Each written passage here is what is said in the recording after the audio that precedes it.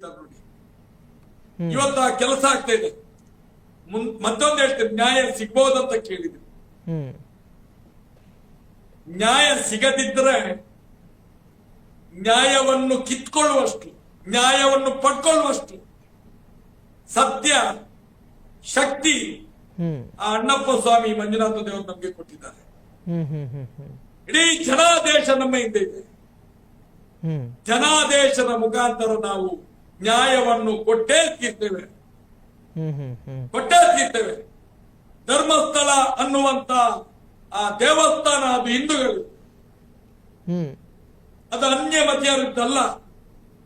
ಅದನ್ನು ಪಡ್ಕೊಂಡೇ ತೀರ್ತೇವೆ ನಾವು. ಇವತ್ತಲ್ಲ ನಾಳೆ ನಮ್ಮ ಹಕ್ಕದು, ನಮ್ಮ ರಕ್ತ ಅದು.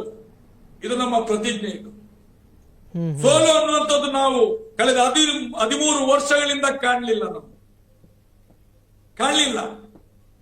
ಇದು ಕಡೆಯ ಹೋರಾಟದ ಒಂದು ಪ್ರತಿಜ್ಞೆಯನ್ನು ಮಾಡಿದ್ದೇವೆ ನಾವು.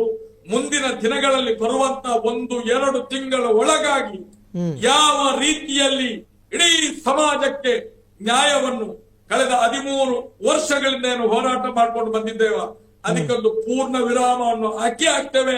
ಜಯ ನಮ್ಮದೇ ಅನ್ನುವಂತ ಮಾತನ್ನು ಹೇಳ್ತೇನೆ. ನನಗೆ ಆ ಧೈರ್ಯ ಇದೆ. ಆ ದೇವರ ಮೇಲೆ ಪ್ರಮಾಣ ಮಾಡಿ ಹೇಳುವಂತದ್ದು, ಆ ದೇವರ ಮೇಲೆ ನಂಬಿಕೆ ಇಟ್ಟು ಹೇಳುವಂತದ್ದು, ಖಂಡಿತವಾಗಿ ನ್ಯಾಯ ಸಿಕ್ಕೇ ಸಿಗ್ತದೆ.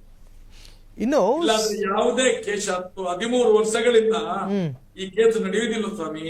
ಇಷ್ಟು ಜನರು ಹೇಳ್ಬೇಕಾದ್ರೆ ನೀವು ಯೋಚನೆ ಮಾಡಿ. ಈ ಹೋರಾಟದ ಹಿಂದೆ ಒಂದು ಶಕ್ತಿ ಇದೆ.